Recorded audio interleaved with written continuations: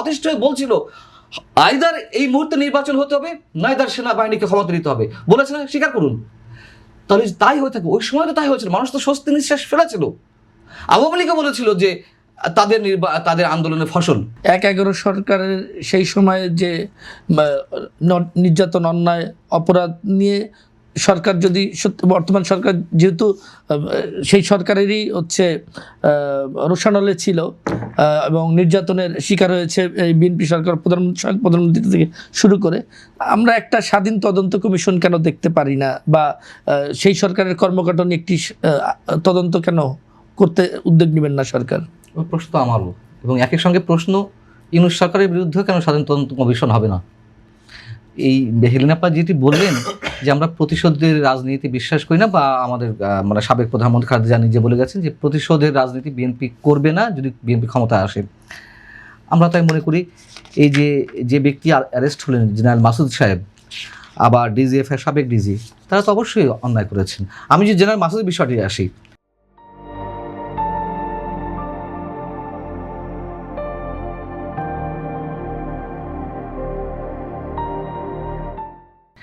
তার বিরুদ্ধে তো অসংখ্য অভিযোগ ছিল, এগুলো সত্য কথা। তারেক রহমান সাহেবকে কীভাবে নির্যাতন করা হয়েছে এগুলো তো উজ্জ্বল দিবালোকের মতো সত্য। পাশাপাশি এটিও সত্য যে শুধু বিএনপির নেতাকর্মীরা কিংবা তারেক রহমান একা নির্যাতনের শিকার হয়েছেন তা কিন্তু না, আওয়ামী লীগের আরও অনেক নেতাকর্মীরা নির্যাতনের শিকার হয়েছিলেন, রাজনৈতিক দলের নেতাকর্মীরা। এবং খোদ শেখ হাসিনার বিরুদ্ধে আব্দুল জলিল, ওবায়দুল কাদের এদের কাছ থেকে স্টেটমেন্ট আদায় করেছিল, এগুলো তো সত্য কথা। অতএব সেটির বিরুদ্ধে স্বাধীন তদন্ত কমিশন হতে পারে, কিন্তু প্রতিশোধের রাজনীতি তখনই প্রতিষ্ঠিত হবে মানুষের কাছে, প্রতিশোধের রাজনীতি হিসেবে প্রতিষ্ঠিত হবে হেলেনা আপা যেটা বললেন, যদি ডক্টর ইউনূসের সরকারের বিরুদ্ধে যে হাজার হাজার কোটি টাকা দুর্নীতির অভিযোগ, টাকা পাচারের অভিযোগ, উপদেষ্টা কোন উপদেষ্টা সহ কোন সরকারি কর্মকর্তা, এবং একই সঙ্গে ক্ষমতা অপব্যবহার, জঙ্গিবাদ, মৌলবাদ উত্থান, ডিপ স্টেটের অংশ হিসেবে আপনার বিদেশি কোম্পানিগুলোর সঙ্গে চুক্তি, দেশের স্বাধীনতা সার্বভৌমত্ব বিকিয়ে দেওয়ার একটা অপচেষ্টা, এবং যে কথাটি আসিফ মাহমুদের মুখ থেকে বেরিয়ে এলো, আপনারা কেন ওই প্রসঙ্গটি নিয়ে আসছেন না? আপনি যদি 18-20 বছর আগের বিচার ফিরিয়ে আনতে পারেন, অপরাধের বিচার, তা আপনি 2 মাস আগে যে সরকার বিদায় হলো আপনি তার বিচারটি করবেন না? যদি সেটি বিচার না করেন, ইমিডিয়েট পাস্ট গভর্নমেন্টের বিচার না করেন, তাহলে তো মানুষের কাছে এটি প্রতিষ্ঠিত হবে যে বিএনপি বা তারেক রহমান সাহেব প্রতিশোধের রাজনীতি করছেন, যেহেতু ওই সরকার দ্বারা নির্যাতিত হয়েছেন, ওয়ান ইলেভেন সরকার দ্বারা। আর ডক্টর ইউনূসের সরকার মাধ্যমে বিএনপি ক্ষমতায় এসেছে, মানে ডক্টর ইউনূসের সরকারের অধীনে যে নির্বাচন হয়েছে, তাহলে সে বিএনপি মানে ওই সরকারের সঙ্গে একটা গিভ অ্যান্ড টেকের বিষয় ছিল, কোনো চুক্তি হয়তো ছিল, যার কারণে তাদেরকে সেফ এক্সিট দেওয়া হচ্ছে। আমি বলছি অবশ্যই ওয়ান ইলেভেন সরকারের যারা নাটের গুরু ছিলেন তাদেরকে নিয়ে স্বাধীন তদন্ত কমিশন হতে পারে কি হতে হবে, ঠিক একইভাবে তার চেয়ে বেশি গুরুত্ব দিয়ে এই ইউনূস সরকারের বিরুদ্ধে তদন্ত কমিশন গঠন করে এই যে যারা উপদেষ্টা ছিল তাদের দেশ থেকে নিষেধাজ্ঞা জারি করতে হবে, তাদের বিরুদ্ধে বিচারের মানে কার্যকর বিচার ব্যবস্থা আমরা দেখতে চাই। তার কারণ ওয়ান ইলেভেন সরকার কিন্তু দুর্নীতি করেছে, কারো উপরে কোনো রাজনীতিবিদ বা ব্যবসায়ীদের উপরে নির্যাতন চালিয়েছে, এই পর্যন্ত তো অভিযোগ। দেশের স্বাধীনতা সার্বভৌমত্ব বিকিয়ে দেওয়ার অভিযোগ তো আর ওয়ান ইলেভেন সরকারের বিরুদ্ধে নেই। নিশ্চয়ই মৌলবাদকে প্রশ্রয় দেওয়া, নিশ্চয়ই বিশেষ একটি রাষ্ট্র, কয়েকটি রাষ্ট্র বা ডিপ স্টেটের হয়ে খেলা তো ওয়ান ইলেভেন সরকার করেনি। তাহলে আপনি কোনটাকে গুরুত্ব দেবেন? আমি দুটোকেই গুরুত্ব দিতে চাই, হয়তো কম আর বেশি, কিন্তু আবার ওই কথা বলি, যদি এই সরকারের বিরুদ্ধে, ইউনূস সরকারের বিরুদ্ধে, তার মানে কি আপনি বলতে চাচ্ছেন ওয়ান ইলেভেন সরকারের সঙ্গে বিদেশি সরকার শক্তির কোনো মদত ছিল না? না, সেটি হয়তো ছিল, আমি সেটা বলছি না। আমি বলছি ডিপ স্টেটের হয়ে খেলা, বিদেশি শক্তি তো ডিপ স্টেটের সঙ্গে মিয়ানমার, তখন তো করিডোরের বিষয় ছিল না, তখন তো বিদেশি মানে বন্দর আমাদের অন্য হাতে তুলে দেওয়ার বিষয় ছিল না, তখন তো আপনার যে মিয়ানমারে খনিজ সম্পদ তুলে নেবে মার্কিনীরা, তার অংশ ছিল তো বন্দর খনিজ সম্পদ, এই বিষয়গুলো তো তখন ছিল। চট্টগ্রাম বন্দর নেওয়ার বিষয়টি তো ছিল, আমাদের তেল গ্যাস খনিজ সম্পদ ইজারা নেওয়ার বিষয়টি ছিল মার্কিন বিভিন্ন কোম্পানির সঙ্গে। সেটি সম্ভবত আপনি 2001-এর কথা বলছেন, তখনও ছিল। আপনি 2001-এর কথা বলছেন, 1 থেকে 6, 2008-এর কথা আমার হয়তো আমি রিকল করতে পারছি না, সরি যদি হয়ে থাকে। তবে আমার যতদূর মনে পড়ে, আমি যতদূর মনে করতে পারি, ওয়ান ইলেভেন সরকারের সাথে আমাদের পার্শ্ববর্তী রাষ্ট্রের কোনো সংযোগ থাকতে পারে, আবার পশ্চিমাদেরও কোনো সংযোগ থাকতে পারে।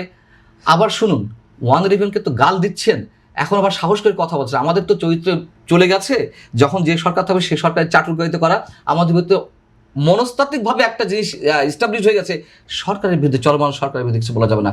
শুনুন, বাস্তবতা হচ্ছে ওয়ান রিবেল সরকারের যেমন দায় আছে, আবার হেলেনা আপনারা যেমন বলছেন যে নির্বাচন ব্যবস্থা ধ্বংস করে গেছে, এই যে মোস্তফা সরোয়ার ফারুকী, এই যে সাবেক এই যে ডাস্টবিন শফিক, হ্যাঁ, তারা এই যে জেনারেল মাসুদকে আটকের পর তারা বেশি উচ্ছ্বসিত যে গণতন্ত্র ধ্বংস করা হয়েছে। ভাইরে, এটা তো বাস্তবতা। প্রতিটি নির্বাচনে কম বেশি বিদেশি সংযোগ থাকে। আমি অন্তত এই কথা জোর দিয়ে বলি যে নির্বাচনের মাধ্যমে, মানুষের ভোটের মাধ্যমে, নির্বাচনী ব্যবস্থা প্রক্রিয়ার মাধ্যমে একটা নির্বাচিত সরকার আসা, এটি আমি বিশ্বাস করি না। এর মধ্যে অনেক খেলা থাকে। কিন্তু 2008-এ যে অবস্থা হয়েছিল সাথে, আপনি কি মনে করেন যে তখন সেনাবাহিনী ক্ষমতা নিয়ে ছাড়া, মানে সেনা সমর্থিত তত্ত্বাবধায়ক সরকার ছাড়া অন্য কেউ সেখান থেকে তুলে নিয়ে আসতে পারতো দেশকে? যেমন এই নির্বাচনের আগেও তো মুখে মুখে শুনেছেন না যে সেনাবাহিনী কেন ক্ষমতা নেয় না? শুনেছেন তো। এগুলো তো অপ্রিয় হলে বাস্তবতা। আমি সেনাবাহিনীকে প্রভোগ করছি না, কিন্তু বাস্তবতা তো এটি যা করেছিল ডক্টর ইউনূস সরকার, তাতে মানুষ অতিষ্ঠ হয়ে বলছিল আইদার এই মুহূর্তে নির্বাচন হতে হবে, নাইদার সেনাবাহিনীকে ক্ষমতা দিতে হবে। বলেছে না, স্বীকার করুন। তাহলে তাই হয়ে থাকে, ওই সময় তো তাই হয়েছিল, মানুষ তো স্বস্তি নিঃশ্বাস ফেলেছিল। আওয়ামী লীগও বলেছিল যে তাদের আন্দোলনের ফসল, সেটা আওয়ামী লীগ তার রাজনৈতিক জায়গা থেকে বলেছিল, কিন্তু সাধারণ মানুষ তো খুশি হয়েছিল। কিন্তু পরে দেখলাম ওমা, এ তো হিতে বিপরীত। কিন্তু নির্বাচন যেটি হয়েছে অপেক্ষাকৃত অনেক ভালো নির্বাচন। সেই নির্বাচন নিয়ে তো প্রশ্ন না, যেমন এই নির্বাচন নিয়েও তো প্রশ্ন করছে না। কোন নির্বাচন নিয়ে প্রশ্ন হচ্ছে না? এখনকার নির্বাচন নিয়েও তো কেউ প্রশ্ন করছে না। আচ্ছা, বিএনপি সরকার বিদায় হোক, বিএনপি সরকার ক্ষমতা যাক, আবার দেখবেন এই নির্বাচনে কত ধরনের তথ্য উপাত্ত উঠে আসে। এবং শুনুন, সবাই তো বলছে ইলেকশন ইঞ্জিনিয়ারিং হয়েছে। এই নির্বাচন নিয়ে সবাই তো বলেছে ইলেকশন ইঞ্জিনিয়ারিং হয়েছে, কিন্তু কেউ তো প্রশ্ন তুলছে না। বিএনপিও জামাতও বলছে ইলেকশন। আমি প্রশ্ন তুলছি ভাই, আপনি দেখেননি ভাইরাল হয়নি 2018 নির্বাচন দিনের ভোট রাতে হয়েছে, প্রতিষ্ঠিত সত্য। আগের দিন ভোট হলো। আমি তো সেটাই বলছি, আপনি তো আমার কথায় আসছেন। 2018-তে দিনের ভোট রাতে হয়েছে, এটা তো প্রতিষ্ঠিত সত্য। আর এই নির্বাচন শুরু হয়েছে দিনের ভোটটা তার আগের দিন সন্ধ্যায়। সেটা বিএনপি করেছে, আমি সেটা বলছি না। আমরা তো দেখেছি হ্যাঁ না ভোটে যেখানে হ্যাঁ না ভোটে তো কোনো নাম্বারই ছিল না। 2018-তে তো পোলিং এজেন্টের কাছ থেকে ওই রেজাল্ট শিটে সিগনেচার দেওয়ার কোনো ভিডিও ফুটেজ আমাদের সামনে আসেনি। হ্যাঁ, এটা তো এই নির্বাচনে হয়েছে। তা আপনি যে বলছেন যে প্রশ্ন করছে না, প্রশ্ন তো আমি তুললাম। আচ্ছা, আমি 111 সম্পর্কে 111-এর সবচেয়ে বড় বিষয়টা হলো -2 থিওরি করতে চেয়েছিল, বিরাজনীতিকরণ, বাংলাদেশ থেকে রাজনীতিকে একেবারে নির্মূল করতে চেয়েছিল। এটা হলো সবচেয়ে বড়